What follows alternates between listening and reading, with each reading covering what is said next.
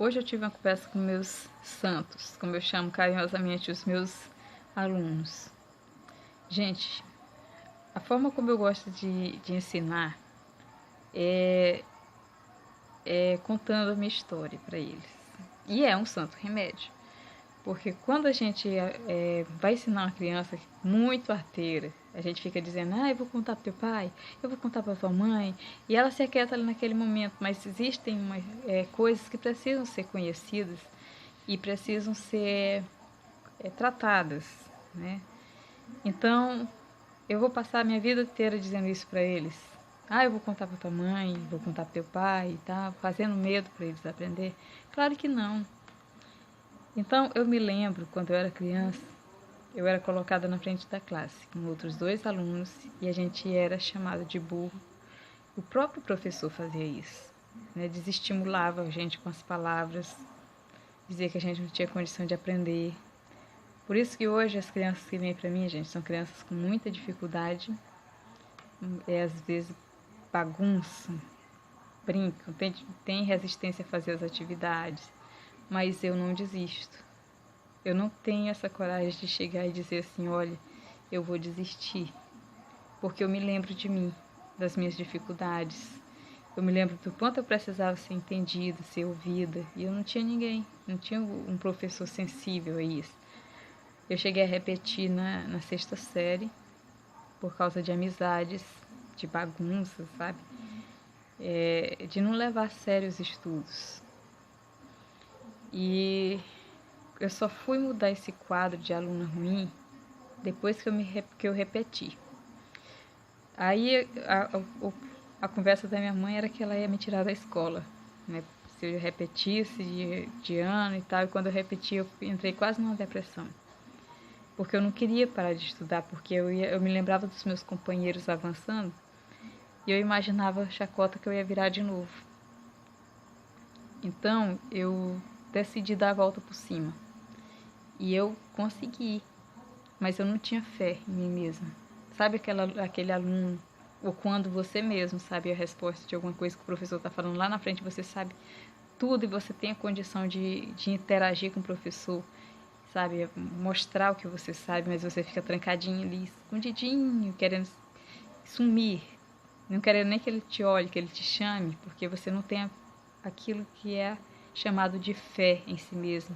Você não tem autoestima, já destruíram sua autoestima, sua confiança. Pois é. Então, eu sabia, eu podia interagir com o professor e sair de boa, mas eu ficava caladinha, porque eu não tinha confiança, eu tinha medo de errar, e às vezes outra pessoa falava exatamente aquilo que eu ia dizer e se dava bem. Ou às vezes um amigo meu, eu perguntava e eu dizia para ele falava e se dava bem. E na hora que ia lá na frente, eu ia toda me tremendo, sabe? A voz não queria sair, eu entalava, eu engasgava, sabe? Me dava um nervoso. Eu nunca tinha sido boa de apresentação na frente por causa disso. Então, eu quero dizer uma coisa. O mau professor, o professor que ele inibe o aluno dele, ele coloca o aluno diante de uma situação dessa de achar que ele é burro, ele está destruindo a autoestima do aluno. E é claro que o aluno vai mostrar o pior, gente, porque ele vai acreditar que aquilo dali é bom para ele, aquilo dali é o que ele é. Ele não vai ser estimulado a mostrar uma coisa boa. Porque as coisas boas, gente, elas precisam ser cultivadas, sabe? Cultivada a trabalho. Às vezes não é uma vez só. É como você botar uma semente na terra, você tem que aguar, você tem que cuidar. Você não faz a menor ideia se ela está germinando ou não, mas precisa regar. E quando eu fui destravar, foi lá no 2º grau, uma professora chamada Cidalina, e eu tinha um professor barra pesada, chamado Edvan Barros. Todo mundo conhece esses 2. E ele, com o jeito de dureza dele, ele me fez acreditar em mim mesma. E a Cidalina também me fez acreditar em mim mesma, sabe? Então, eu sou eternamente grata a essas pessoas, sabe? Que são pessoas assim que me fizeram ver, sabe? Renascer, me reconstruir. Eu perdi o medo de ir apresentar trabalho, porque a Cidalina me estimulou. Foi até um trabalho sobre índios. eu ainda me lembro no segundo grau. A disciplina dela era História da Educação, ou era Filosofia da Educação, era uma coisa assim. Eu me lembro desse trabalho, porque foi um trabalho que ela me estimulou muito, tanto que eu fui totalmente autoconfiante. Todo mundo se surpreendeu. E o Edvan, ele é porque eu tinha mania de levar aqueles papeizinhos, sabe? E eu tinha medo de esquecer, eu não tinha a menor confiança em mim. E ele pegava pesado comigo e eu consegui. Entendeu? Então, eu sou muito grata. Os 2 jovens que iam comigo para frente na infância, eles infelizmente não tiveram uma vida boa, né? Uma caiu na vida, o outro foi para as marginalidades. E são pessoas tão boas, gente, que se perde todos os dias por causa de um instrutor que não tem sensibilidade. Então hoje, quando eu pego crianças com dificuldades, e eu pego muitas assim, que chegam para mim, crianças, fulano é muito perturbado, não aprende, ou não sei o que, não tem condições de aprender, sabe? E eu digo, manda para mim, porque eu tenho paciência para isso, da forma que não tiveram comigo.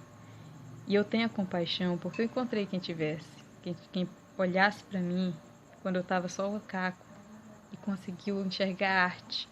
E é dessa forma que eu enxergo essas crianças, quando elas chegam aqui.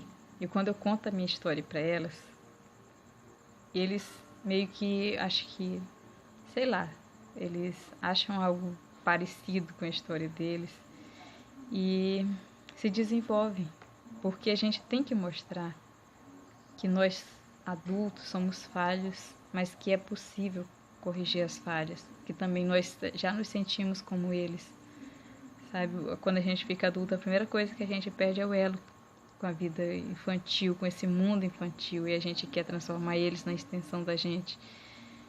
E é preciso a gente ter uma sensibilidade, é preciso a gente olhar com diferença, mas com uma diferença de amor, fazê-los descobrir, fazê-los germinar, fazê-los crescer. Então, eu já consegui que muitas pessoas avançassem através do exemplo. Hoje eu sou tida como uma pessoa inteligente, dedicada, comprometida, confiável, mas isso tudo foi construído. E até esse professor que fazia isso comigo, botava lá na frente, me chacoteava, eu tenho a agradecer ele, porque isso foi importante.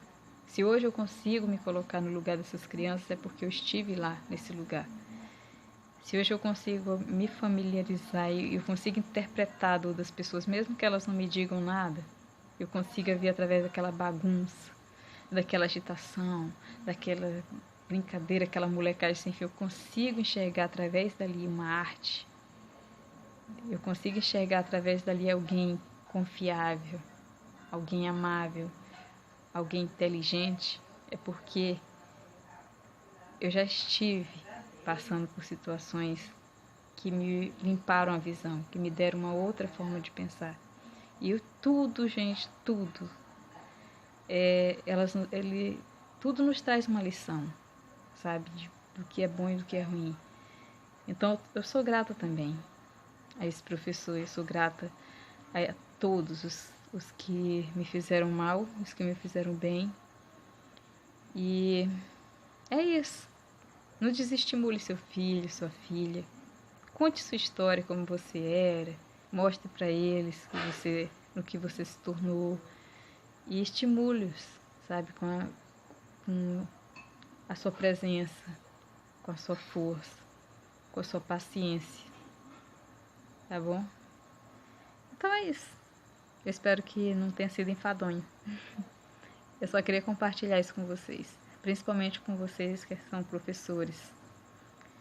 Tentem lembrar de como vocês eram quando eram crianças. Tentem voltar àquele mundo para poder entrar em contato com elas, porque senão elas não vão conseguir ouvir, elas não vão conseguir entender, porque nós estamos numa fase em que elas ainda estão longe de pisar. Mas que nós já passamos por lá, nós temos essa vantagem de voltar. Eles não têm a vantagem de avançar até onde nós estamos, no tempo em que eles estão agora. Então, paciência, mais amor, mais carinho, mais cuidado, mais tolerância.